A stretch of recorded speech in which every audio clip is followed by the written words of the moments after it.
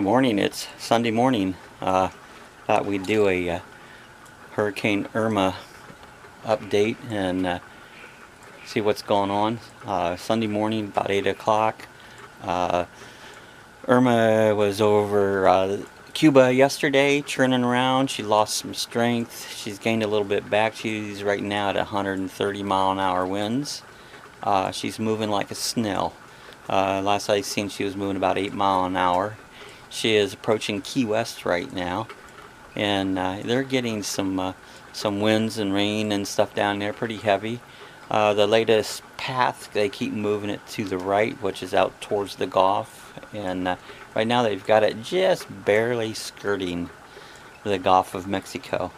So it's going to be a very more minimal impact for us, and right now it's like not extremely concerned. We're going to get some weather, we're going to get some wind, but at this point I'm not overly concerned. Here's my little lizard friend. You know, you always wonder where do they go during the storms and that, and they just hide out on it. He's out enjoying the wet. Earlier this morning, the frogs, they were just croaking away and making noise. They love the wetness on it. We've just had little tiny showers most of the night, but nothing to speak of at this point. These palm trees, right now you see my palm tree is just dead still, but these palm trees, just the slightest breeze and they'll get moving around. I think maybe you can even see one over there, and you're going to see this on the news. You're going to see palm trees that are just swaying in the wind, and it doesn't take a lot of wind to move these things around. I mean, right now I can see movement, and it's almost dead, barely a breeze gone, and you can still see a little bit of movement on them. So when you see the news and the reporters and that the trees are flying around and that, they like to dramatize that, and palm trees a great thing to stand in front of them and watch it breeze around, because they really will move around even when it's not extremely windy. I thought I'd talk a little bit about weather disasters that I've seen in my life. I'm coming up on 65 years old right now, so I've been through a few of them, and probably the first one that I can really remember was up in Ohio back in 1969, the 4th of July flood. We had, I'm thinking, around 12 inches plus of rain, and virtually everything was flooded.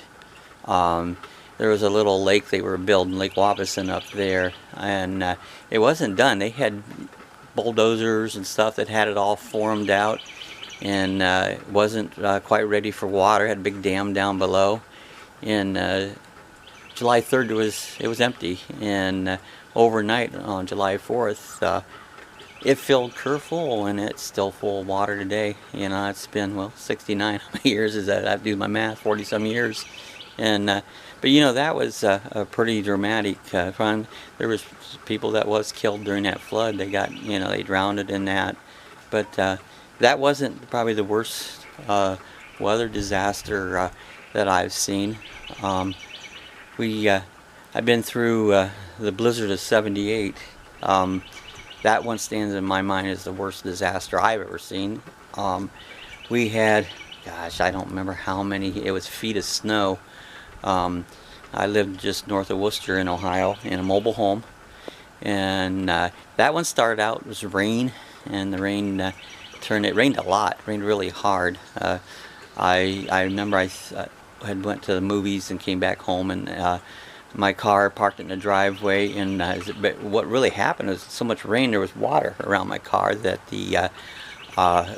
it dropped really fast, and of course the water froze tight, and I couldn't even move my car after this happened. But then the snow and the blizzards come. These were winds. I mean, they were like hurricane force winds. I've been through hurricanes, and that was hurricane force winds. It snowed so much. My mobile home I lived in, I pulled the sofa out, and wind was blowing snow through the windows, through the cracks, and there was probably almost a foot piled up behind my sofa of snow. The mobile home was cold. They are not insulated very well. That was below 0 temperatures. I had a fireplace and it helped, but it was cold in there. Have to go outside and had a pile of wood and had to dig through the snow to get the wood to bring in to try to keep the fire gone. We ran out of food. I wasn't prepared as I am now. When I was younger, I was only in my 20s then, and that didn't have food in the house. Ran out. There was so much snow. There was no way I lived back a little lane. I couldn't get out that lane, and finally, that was back in the days of the CBs, and I was on CB and had somebody kindness in a Jeep that had got me some food and was able to come back the driveway. I can see it today, him plowing back through my driveway to bring us some food. I wish I remember who that was, because I can't remember anymore, because that was very kind of them. That by far was probably the worst weather disaster I've ever seen. I remember seeing the after we got out, the roads, the telephone poles, about a foot maybe sticking out over the snow. That's how deep a snow drifts that we had, and it took forever. I mean, it was till till spring before all that started melting down. But that was a pretty traumatic weather experience for me. Probably my next weather disaster. I moved down here in '98.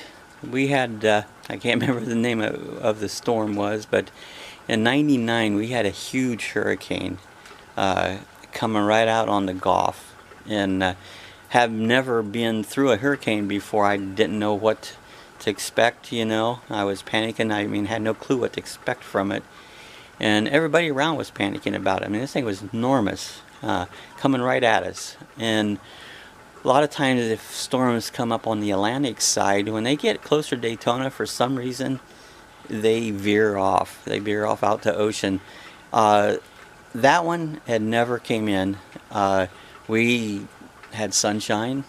I don't even remember even being, as you can see how breezy it is now. I don't think it was any much more breezy than that.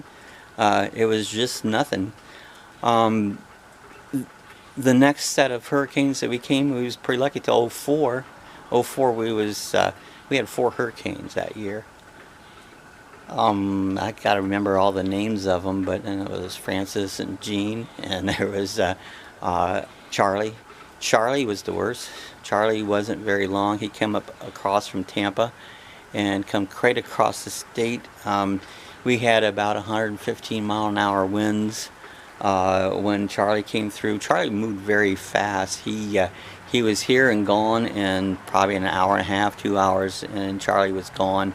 But it was windy. Trees was flying and that. I wasn't frightened at all. I remember it came through in the evening, watching it out the windows, and for a while I just got tired and I went to bed. And next day I really didn't have hardly any damage. I mean, there was limbs and stuff down, but not much. But that was Charlie, and let's see, we had Francis and Jean. Those two came ashore, and their biggest thing is they were a pain in the butt. they come out here and they hung. I can't even remember what speeds they was, but it was windy, and there was damage. There was a lot of damage around. The power goes out. That's the pain in the butt. It's like then I wasn't prepared. Had no generator. I was by myself. I'm very intuitive. I had a little 12-volt TV hooked to a garden tractor battery, and I could watch TV until it started getting low, and then I would take my battery out to my van, put jumper cables on it, start up the van, crank up the air conditioner, and hang out there while I was charging it and get some cool air, because we was out of electricity for 2 weeks. 2 weeks twice. That was 2 storms came through within a couple weeks of each other. The next one was pretty much the same thing. It lasted, I'm thinking, almost 2 days that storm went through here, and power would go out, and it gets hot this time of year. It's warm here in Florida, and without AC, it's uncomfortable. You can get some fan stuff to move, but it's still warm. But that was '04. There was another hurricane. I can't remember the name of it, because it wasn't dramatic. That wasn't wasn't really too concerned. In fact, I don't even remember hardly being concerned about them even coming back then. But I went through those in '04, and so that was a pretty major. So then that was '04. After '04, we had quite a long stretch until last year. We didn't have any hurricanes. We had some that squirted around, but they never came in on us. We had some tropical storms which delivered a lot of rain. And just in respect of some of the tropical storms we had, would dump a ton of water. And those were really more, I don't know, I guess I can't say more damaging. But the water aspect is a bigger issue than wind. The other day Sue's seen a thing, she says, you know, you run from water and you just hide from wind, you know, and that's what you do with wind. When you just kind of keep yourself indoors and stay out of its way. But water is very damaging. It can come up and water can just tear things apart in instance.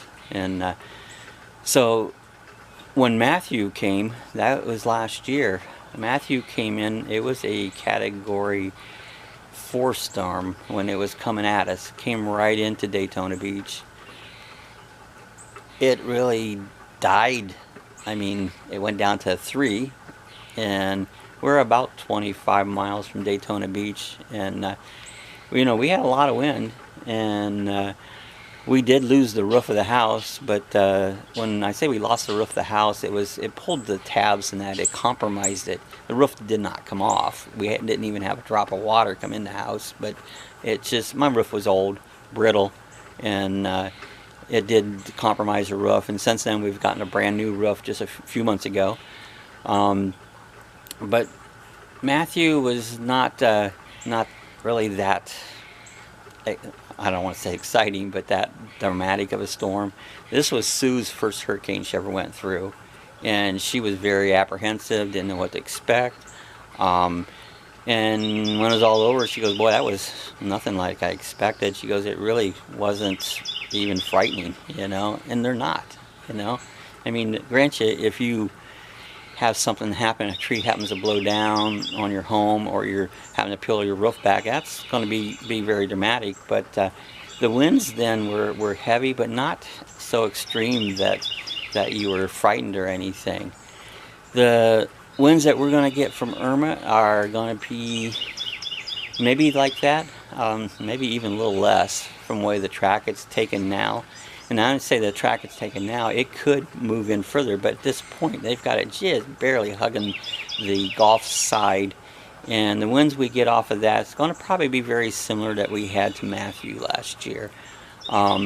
So you know, we're at this point not very concerned. I mean, we got our guard up, we're watching things, we were all prepared, we have things in place, but I don't think it's going to be all that. I feel we're very safe. But this is Sunday morning. We're waiting. We're going to start getting heavier winds and stuff will come in here about 3 o'clock this afternoon. The worst of it will be overnight until Monday morning. They say by noon Monday, most of it's going to be moving away. You know, it could go slower than that. The thing's moving really slow right now, but this is kind of my update before the storm and my thoughts. Many of the thoughts on the worst storms, or the worst not hurricane, but the worst weather disasters I've seen. And by far, I was thinking over what was the worst, and the blizzard of '78 was the worst disaster I've ever been through. We'll be posting more as we come. Hopefully I'm not having to post any damage or something, but you never know. So see you next time. Please hit the like and subscribe button. If you have any comments, leave them below. Thanks a lot. You guys be safe.